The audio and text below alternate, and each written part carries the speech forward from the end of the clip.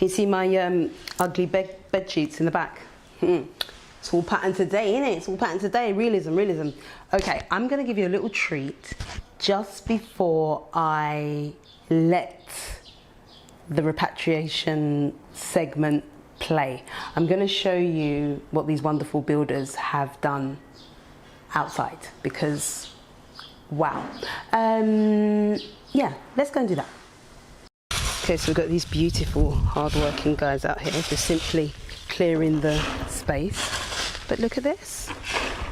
Look what they've done. I'm so happy. Look at this. Like wow. Just waiting for the roof stuff. We need to get the materials for the roof. In the meantime, okay, here we have the doorway. Well, this is the balcony. You see the balcony? Can you see my finger? Where's my finger? Balcony. Okay, let's go in. Let's go in. See if we can do it from there. Balcony. And we've got the doorway. The sun's quite bright. I've got my sunglasses on my camera. And then we've got the room. Oh, it's going to be so sexy and nice. Oh, the dust is getting me. Bathroom. Want to go see the size of the bathroom? Ooh, look at this. 1, 2, 3, 4, 5, 6, 7, 8 steps. It's going to be the bathroom. It's going to be where the bed is. Here. And this is going to be like where you put the coffees and cupboards and stuff like that. And I've already seen the big thing I'm going to put here. Don't want to give away too much, you know, everyone is stealing my idea. Yeah, so we're just preparing the grounds now for it to look all lovely. Okay. So somebody lovely asked about my skincare, and I'm about to show you. This is, oh, you can see me. This is now my skincare. Hello. Okay, so a little tiny bit more on skincare. I was using this, not sponsored, wish it was. I was using that. One of the things I would say to bring with you is cleanser. Your face is going to get dusty, okay? So you need something to clean, to get the ingrained dust out of your face. So cleanser, very important, like a makeup remover or like a specific cleanser or a scrub, some type of scrub. I'm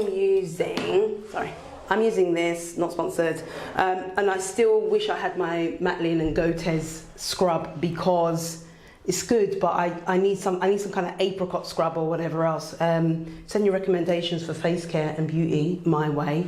Yeah, cleanser. That is what you're going to need in this environment. Okay, so just to make really clear, in the video I am talking really about identity. I just want to kind of bring it together here.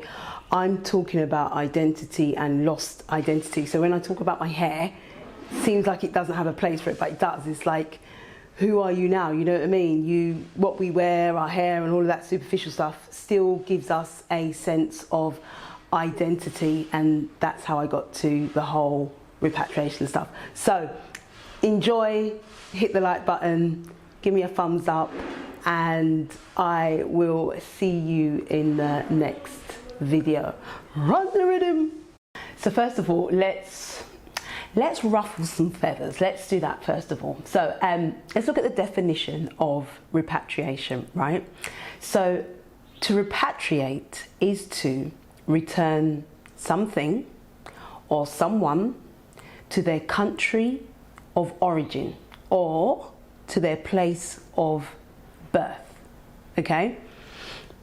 So if we look at that definition in itself, to be able to return something or someone to its country of origin or place of birth, you have to know where that something or that someone specifically comes from, okay? Specifically comes from.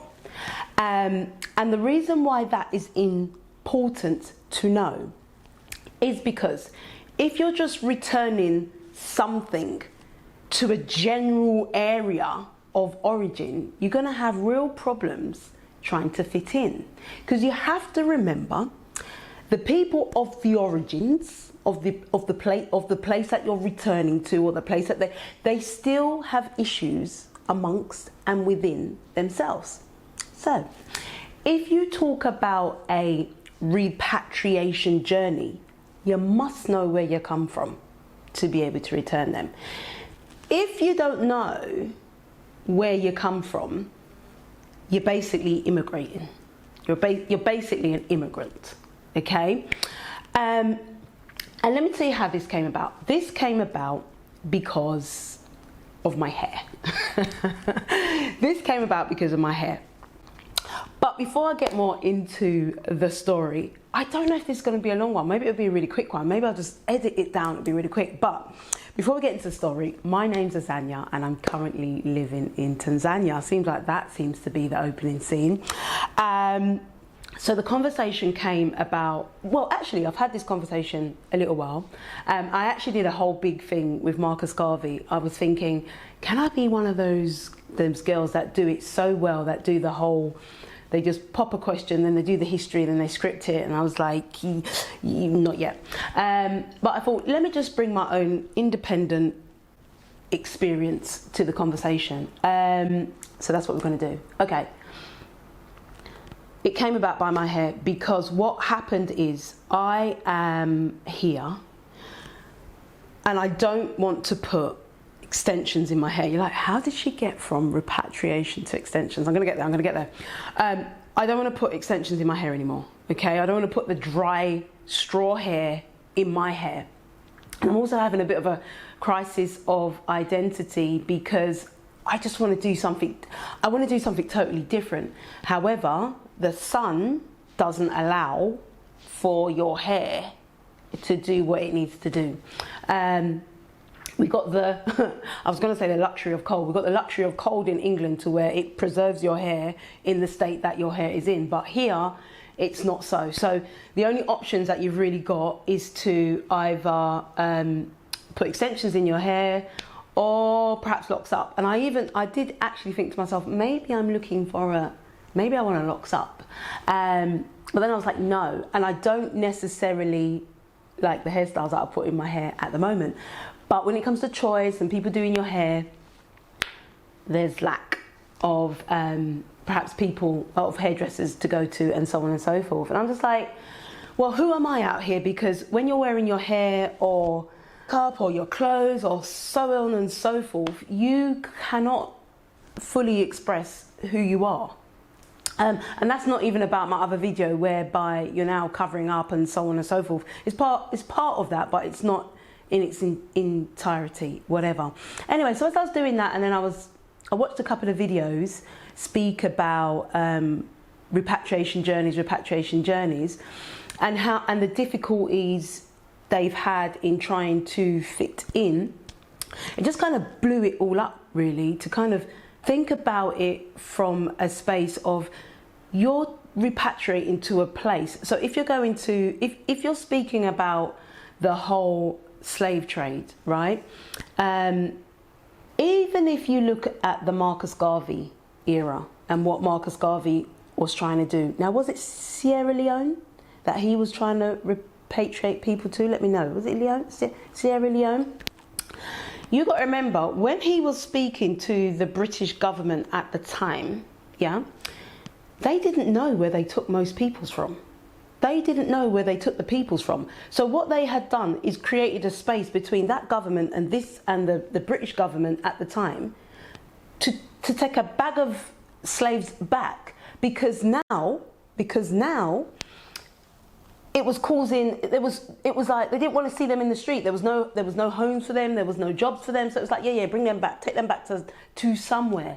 And you got to remember, there was a mixing of slaves. So it's not, there was people originally from Americas that came to Britain that was there for a long time, and we're talking centuries. So when you're talking of repatriation, there are some really good channels out there at the minute that are really trying to piece together how it worked. But if you just kind of generalize and say, I'm just being repatriated back to Africa, where please, where do you come from? So when you have particular difficulties fitting in people not accepting you, or people not getting it, or there's a struggle, you have to understand you don't know where you come from. So just being like, I'm just gonna drop on a continent and pick a country and say this is part of my journey, yeah, it's going to be difficult. And I really know that it's only once they've had the experience, it's only after the experience that people are actually talking about the difficulty that they had trying to settle in. When you immigrate, you know what I mean? Because I really know that people are fleeing something, and I wouldn't say that was the best way to come to Africa. If you're okay, the violence and the killing, obviously that, right? But if you're feeling like there's this set of peoples in the, is it 52 countries or 54 countries, that are just going to welcome you with open arms and take you as one of their own, when they still have civil disputes around the people that has been there since time and when, you really are mistaken. You really are mistaken. And I think a little bit in denial, maybe even a little bit delusional, and not telling the truth. If you look at the original statement that I said, peoples that have returned to a place of origin, that means you know.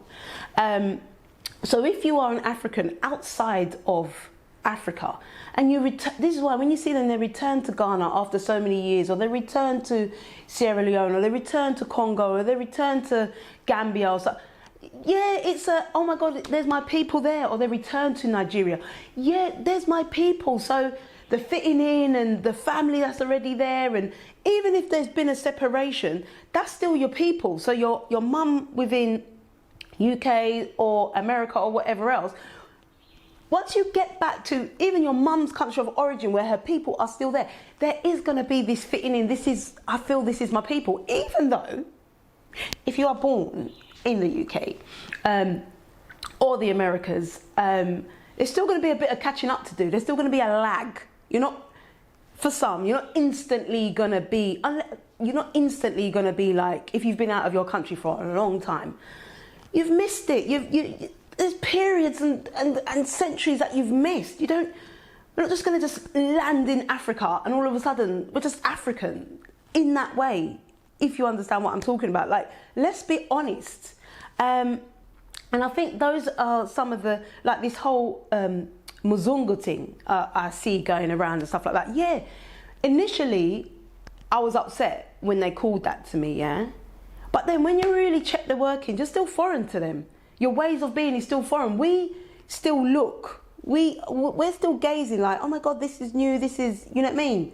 We want fresh fruit and vegetables, and we want, you understand, something that we don't have. But the reality is, when we're coming here, it's still something that's new. It's still something that is brand new to us. So we are choosing to integrate. We are choosing because we understand colonialism, and we understand kind of forcing our way, well, some of us, forcing our way in, and things need to change, and so on and so forth. So we are more inclined to humble and integrate, but there's still a divide. And the biggest divide is in mindset. You've got Dr. Mumbi. I think she's a really good place for starting for Africans to understand really Wagwan. You understand what I'm saying? Because like I said in my last video, you really are doing a lot of teaching. I've been to a good few of these restaurants, and you come in and it's like, I don't know if you remember or if you ever saw Smile Orange, you go server. You're sitting at the back, and as soon as a white person lands on the chair, like last night at the bar, the beach bar, let me tell you, they didn't even get a chance to warm the seat, and the guy from the bar was out and over with a menu. I have to come and I have to go to the bar before you're getting that type of service. So don't feel like as soon as you land here, you're home. Don't get it twisted. When I landed there, I felt rooted. There is something that you feel different for me, like for what I felt like in Jamaica and stuff like that, yeah? there is that, but I just want to talk into your other expectations, or perhaps maybe the parts of the conversation that other people are missing out.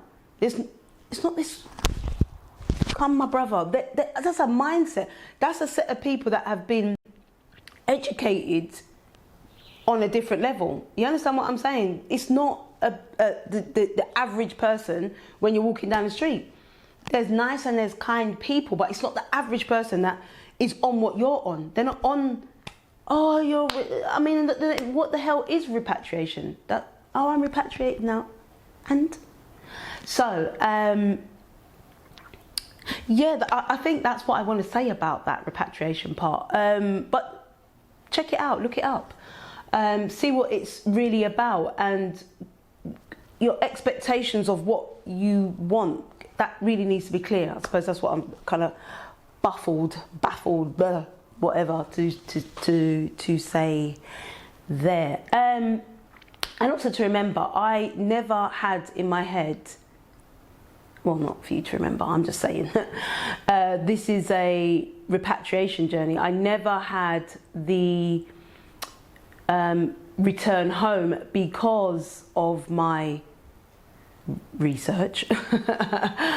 I just had a feeling it was never, you can just return and then you're going to be accepted. Do you know what I mean? Like, just do some research on how that works. So take what people are saying, like, with a whole key of salt. With a whole key of salt.